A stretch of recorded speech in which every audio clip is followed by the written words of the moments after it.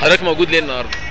انا موجود النهارده امتداد للشهور اللي فاتت. انا يوميا موجود في الميدان، مش موجود النهارده يوم استثناء. انا موجود يعني من يوم 28 وانا موجود. ايوه بس بيقول اللي موجودين في الميدان بلطجيه حضرتك. يا ريت يبقى ليا الشرف ان اكون بلطجي. اذا كانوا هم بيوصمونا باننا بلطجيه فماشي، احنا بلطجيه. كويس. انت في خشب محطوط وفي حاجات محطوطه، ده عباره عن ايه بالظبط؟ انا بعمل مقر غير اللي حرقوه امبارح وغير اللي حرقوه اول امبارح وغير اللي حرقوه الاسبوع اللي فات. ده المقر رقم 13 او 14 ليا يحرقوه في الميدان. واحنا يعني مقر النخبه وصفوه المجتمع، الدكتور والمهندس والمستشار والمحامي والطبيب وصفوه المجتمع كلها معايا. واحنا يعني ضد العنف وضد الاعمال التخريبيه، ومع ذلك بيوصمونا بالبلطجيه وبياخدونا في الرجلين واحنا المستهدفين، لان البلطجيه دول اصلا هم اللي مدخلينهم عشان على حسهم يضربونا. طب واللي حاصل دلوقتي في مجلس الوزراء وفي المجمع العلمي وفي شارع الشيخ ريحان؟ المجمع العلمي دوت، لو احنا عايزين نتكلم على الايام اللي كان فيها انفلات امني وكان فيها غياب امن عن الدوله كلها، الايام ديت كان ممكن اللي عايز يحرق مجمع علمي واللي يحرق كنيسه واللي يحرق جامع كان حرق. ده يعني دليل على ان الثوار ما بيحرقوش، لان احنا كان في فرصه. وبعدين عايز اقول لك حضرتك حاجه، المجمع العلمي على بعد 10 متر من الجامعه الامريكيه. يعني احنا لو عايزين نحرق، طب من باب اولى نحرق الجامعه الامريكيه، الا اذا كانوا هم البلطجيه النظام هم اللي حرقوا عشان يتهمونا احنا بان احنا اللي حرقنا. ودي مستحيل سائر من الثوار الحقيقيين اللي اطاحوا بنظام الحكم يقبل على نفسه انه يخلع بلاطه. احنا لا احنا نرضى بكده ولا نشجع على كده ولا عايزين كده. ولكن انا باكد اللي عمل التصرفات دي تصرفات المجلس العسكري الاحمق. هو احمق من يومه، كل تصرفاته هوجاء، ما بيعرفش هو بيعمل ايه. هو راجل بتاع حرب وبتاع دم، مش بتاع سلم ولا بتاع اصلاح حقيقي، ولا يقدر يعمل اكتر من ان هو يفسد البلد ويخليها ارض محروقه، وهو ده اللي ناوي عليه النظام. هل هتقفلوا ميدان التحرير؟ لا، وحتى قفله الميدان دي ما كانتش من رغباتنا، ولكن احنا بنعمل اعتصام سلمي تدريجيا لحد ما نشوف الاستجابه.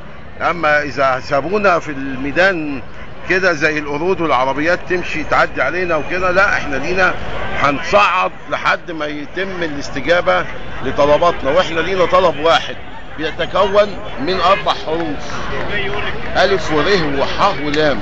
ارحل. بنقول للمجلس العسكري ارحل، مش عايزينك. مصر عمرها ما هتشوف خير طول ما تنطوي على رأس السلطة، وطول ما المجلس العسكري هو اللي حاكم البلاد مصر مش هتشوف خير في يوم من الايام. بس هل لازم يرحل المجلس. هل الخيمه هنا هتكون مكان برضو لعلاج المصابين زي ما كانت قبل كده؟ احنا الخيمه بتاعتي تملي بتتصف بانها مجمع متكامل، بيبقى للتوعيه وبيبقى للعلاج وبتبقى للمعيشه، وبندير منها شؤون الميدان وللامن. فان شاء الله باذن الله ربنا ينصرنا باذن الله وينصرنا ويرحل المجلس باذن الله. تتوقع ايه الجمعه الجايه؟ لا، انا متوقع بجد الجمعه الجايه وربنا ما يخيب ظني، انا متوقع انها هتكون جمعه ثمينه، جمعه غاليه على قلوب المصريين كلهم. هيبقى فيها فرحه باذن الله، ان شاء الله هيبقى فيها فرحه عارمه.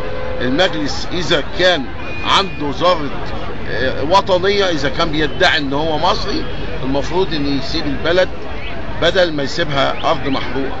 فانا متوقع ان المجلس المفروض ان هو يوم الجمعه يرحل في هدوء ويسيب البلد، لان هو غير جدير غير امين على البلد. كويس. بس هو السؤال برضو بيقول لك هتسيبها لمين؟ انت هتسيب المجلس لمين؟ يعني المجلس لما هيسيب البلد هيسيب البلد لمين؟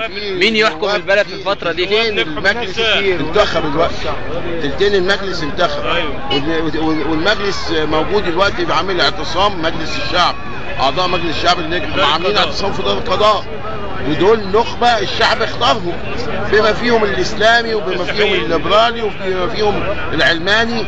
فكل دولت ناس المفروض ان احنا بنثق فيهم وانتخبناهم بارادتنا، فهم دولت يصرفوا شؤون البلاد.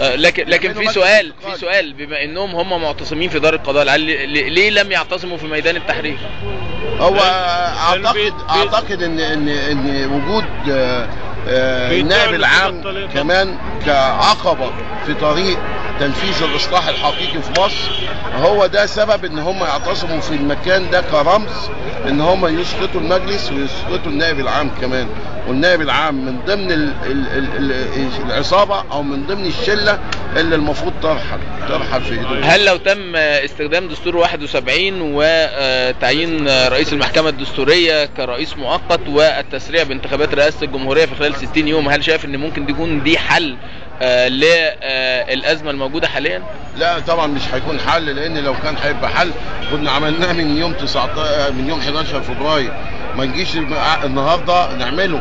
وبعدين مين رئيس المحكمة الدستورية؟ مين اللي معينه؟ طنطاوي، واللي معينه اصلا واللي مربيه متربي في ظل النظام.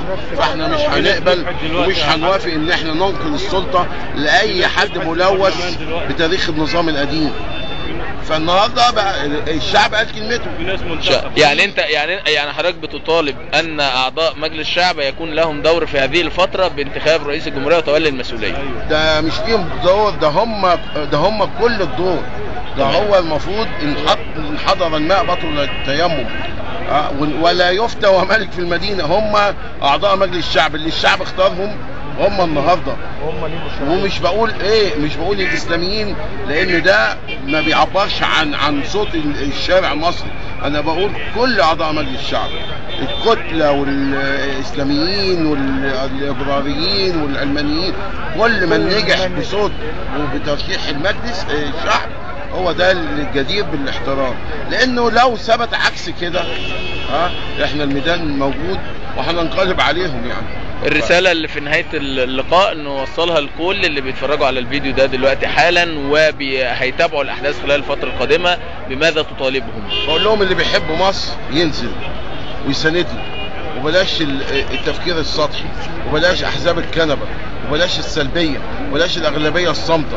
احنا النهاردة بنضحي وضحينا ودفعنا ثمن ثورة وعايزينها تنجح، فلازم زي ما نجحنا أو اللي نجحوا في اسقاط النظام هم اللي لازم يحترم صوتهم ويتبعهم الاغلبيه الصامته.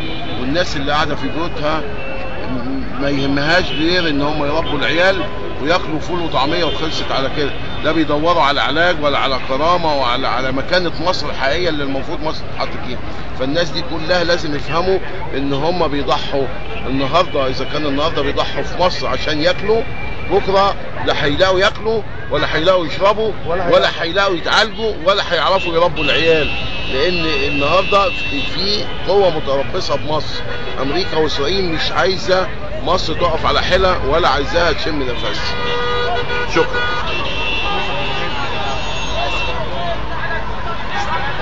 فين الاخ؟ انا كنت عايز اطلع والله العظيم. انا ايوه عايز تقول ايه؟